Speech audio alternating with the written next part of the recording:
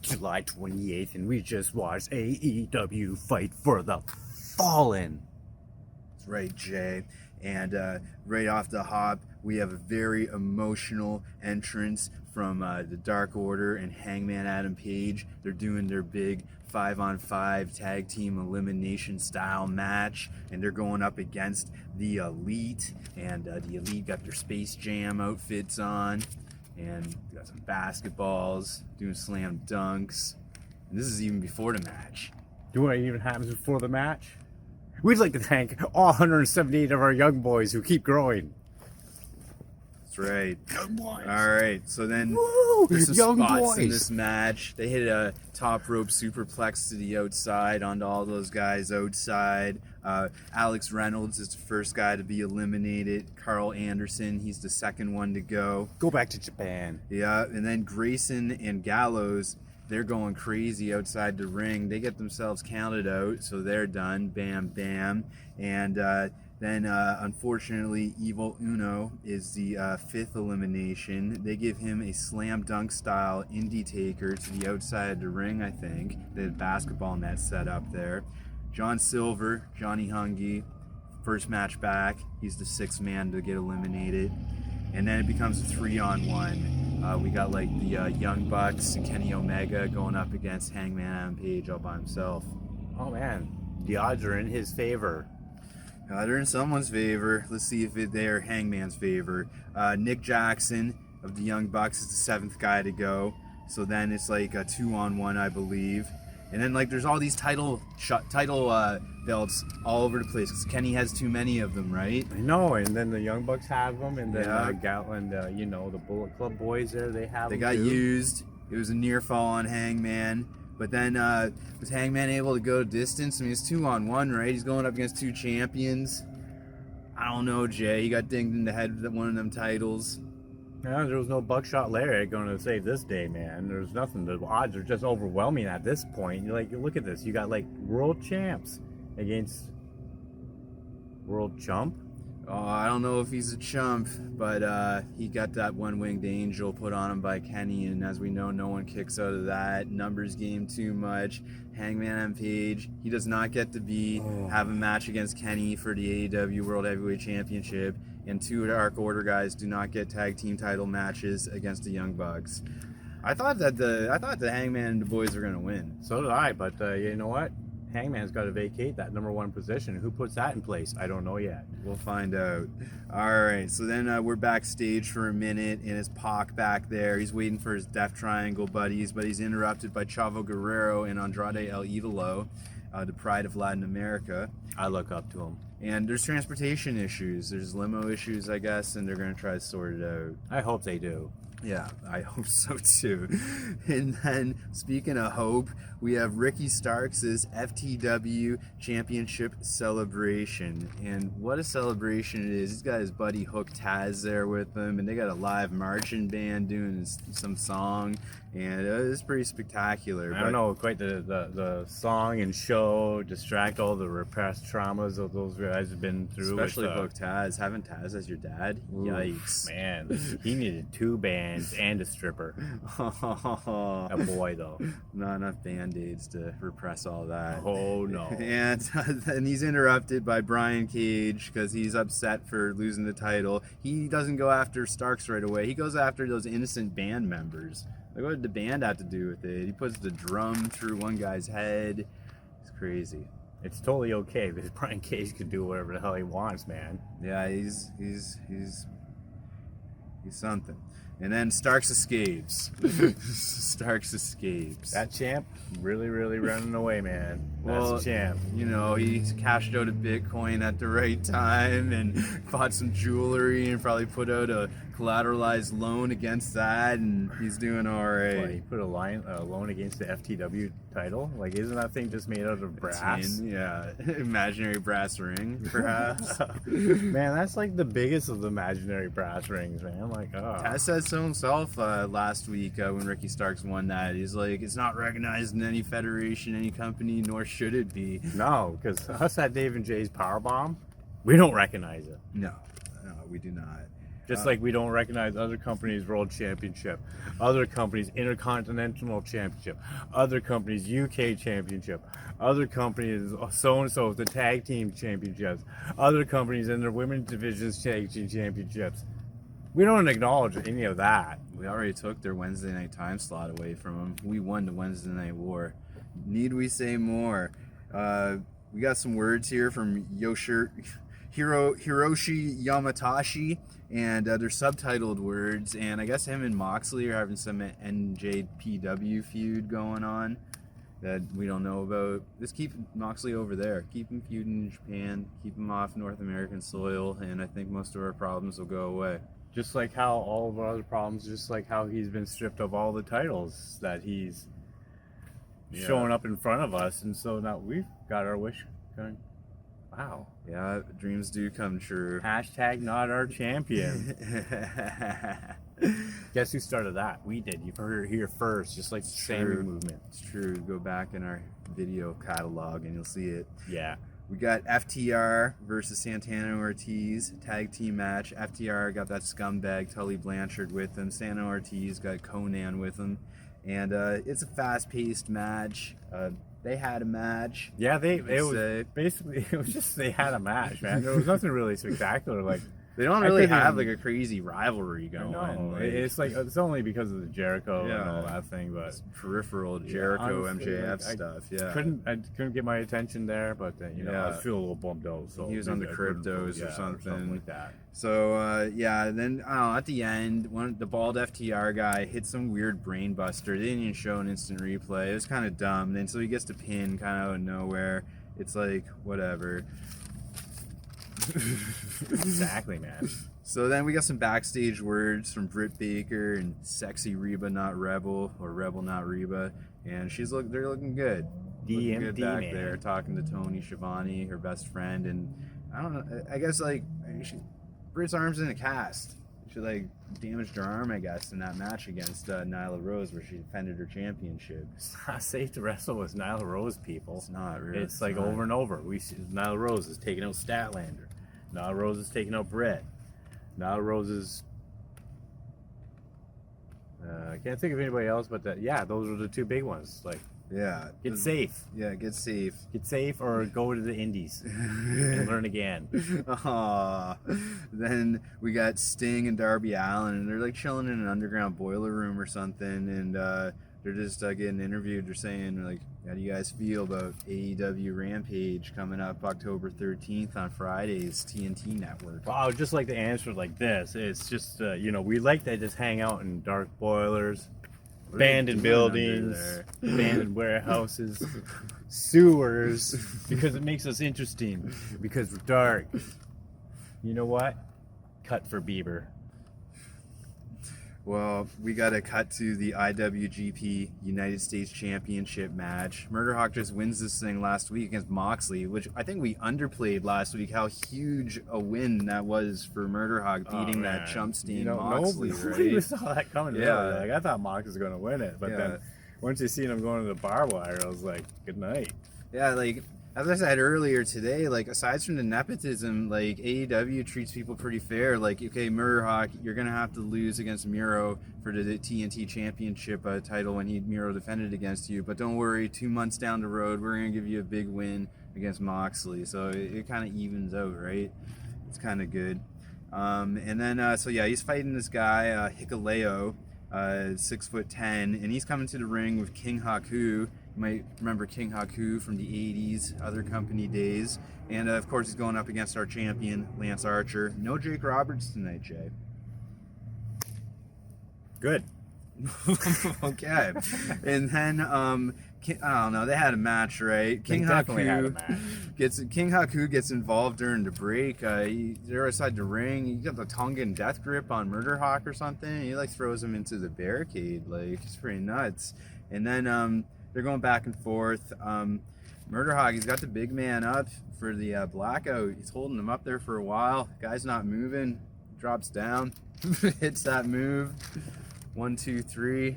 Retains the champ. That's right. He's still our IWGP United States Heavyweight Championship. At least it's Always not will be better Moxley. than Mox, yeah. Yeah. And then we're backstage. Cody, he's got the headset on. He's got his little sign EVP. He's like doing some producing of the show or whatever. And I said he needs to get jumped. And like 1 second after, jump. Yeah, jumped by Malakai Black. They battle up through the curtain to the stage.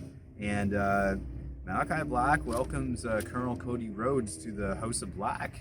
They're going back and forth, but then I guess he hits Cody with that kick. He hits him with something. Cody goes down. Then like Fuego del Sol and some other jobbers had to come out there, and Fuego got del Sol. He might be dead. Yeah. Our thoughts and prayers go out to the family of Fuego del Sol. Great Dynamite debut. We should actually start a GoFundMe for Fuego del Sol. So if you want to donate money to Fuego del Sol, don't give us money. Send us your cryptos. And, then, we got the Redeemer himself, Miro, and he's talking about his double-jointed wife. And CJ Perry did get released from other companies. She's probably going to be coming over here soon. Whoa. What are we supposed to do before we talk about God's chosen champion? You can pray to Miro. We have to say our prayer. I'm not going to pray to Miro. No, we're praying for Miro because he's God's chosen. For Miro? Okay. Dear Lord, please give Dave the understanding of why we do this, and so that he does not upset Miro and his God-given double-jointed wife. Forgiveness. He will learn the ways for our new TNT champion. And, can you give me a Lamborghini or something? Oh, Amen. wow. All right. Well, maybe if you sign with the Hardy Family Office versus Jurassic Express and Christian Cage, Angelico and the Private Party Boys, kind of looking like the Hardy Boys a bit tonight. And they're going back and forth. Matt Hardy gets involved, gets chased off by Christian and Marco Stunt. So he was just getting chased off by Christian Cage? Yeah, and a toddler. It's like -1 is gonna like hit his growth spurt like in 3 months, and he's gonna give Marco Stunt a run for his money. Match, and then he'll get his second match against Layla Hirsch. Oh boy, then they'll have the trios match to settle it all. Oh man, the dream match. Ty Conti, a special guest referee. Ooh. All right, and then big spot. Luchasaurus hits a triple stack German suplex on Mark Quinn, Isaiah Cassidy, and Angelico. Just boom. It wasn't the prettiest thing, but I just applaud him for doing it. Was impressive, man. Yeah. But he deserved to be smashed down like that anyway. And all of them. What happens here? They Except did all deserve Angelico. it. Dad, wake up! We're almost at our bus stop. And then Christian's on that top rope, and he hits a frog splash on one of those guys. And the frog splash surprisingly was enough. I guess when it's hit by a big veteran like Christian, you can really put some extra stank on it. So they won. And Christian is still undefeated. And now that Hangman is no longer #1 contender, Hangman might be back of the line for all we know. Christian looks like to be a good spot. He's at number 3. He might be challenging Kenny. Who knows? Yeah, actually, that'd be that'd be a really good match. Yeah, well-deserved match. Yeah. And ain't gonna win it though, because Kenny Omega's a champion. Yeah, that's true. That's true. Post-match though, Blade, Scumbag, Brass Knuckles, Cheap Shots Christian, it's so quick. It was straight out of Ethan Hamilton, where Ethan Page wishes he was from. No one wishes they were from these parts. I know, he just wishes he was ghetto.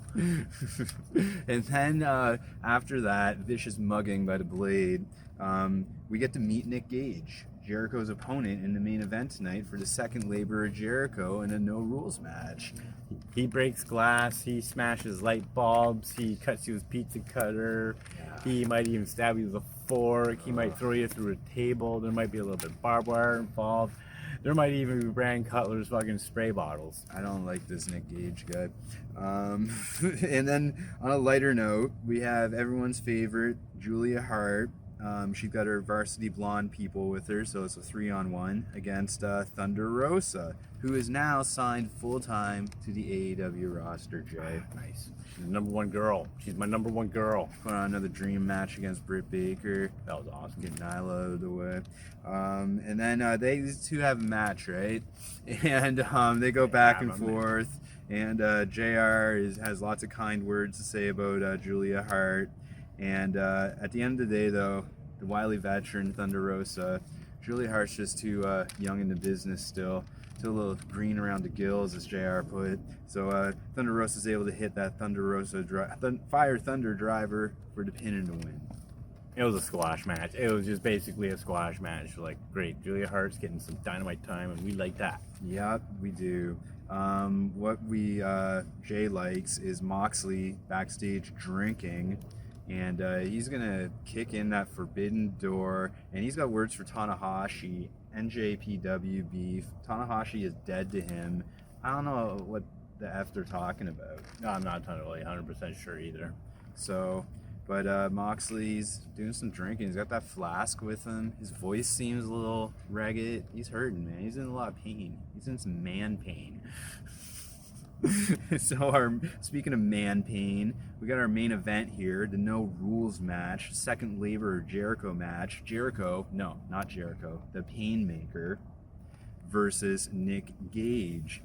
MDK is his motto, which stands for Murder, Dead, Kill. Ooh.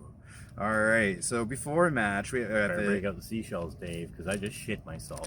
Yeah, this is a horrible. This is a great match, but it's horrible. I feel so bad for Chris. They have an epic Judas sing along first. MJF is doing the color commentary, and right off the hop, there's a pizza cutter.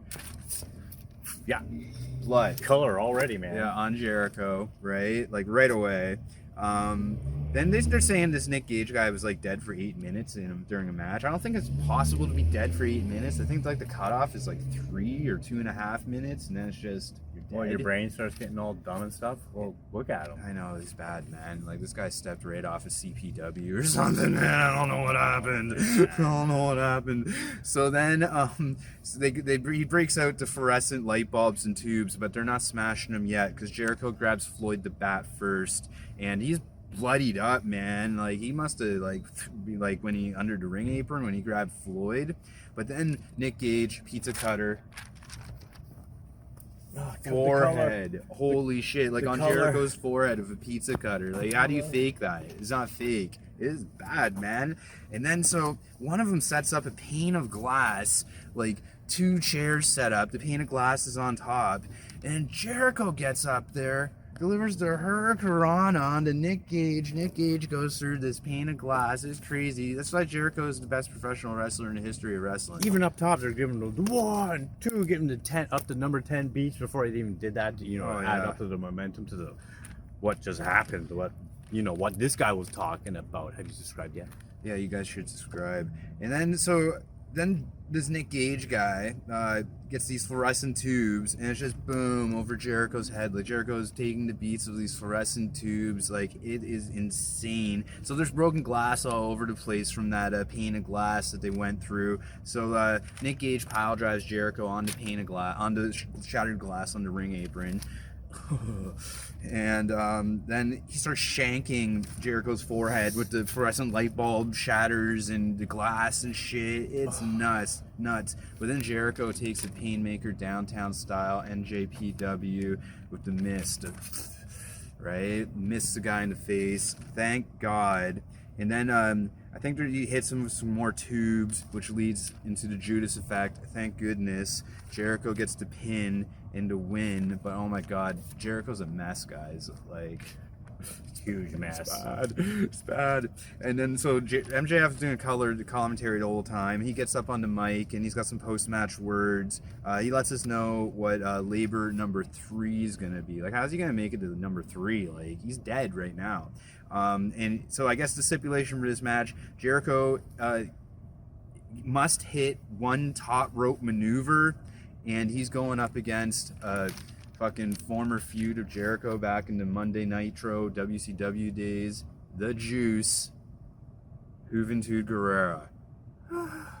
I'm interested to see what this guy looks like now, man. Like, it's been a long time. I know, is he gonna look like some beat up coke lord or something like that? Probably. He's had the reputation, like, you know, like when he was wrestling, to be like one of them bad boys. But they brought him back from somewhere. But we have to let him know what's going on with the channel here. We're gonna be away for one, maybe 2 weeks. We're gonna be coming back even stronger, guys. Sometimes you gotta like take a step back to take a giant leap forward, right? So it's gonna be more content. Don't worry, We're not leaving you. you're in safe hands. So final show in the cage for the next little bit.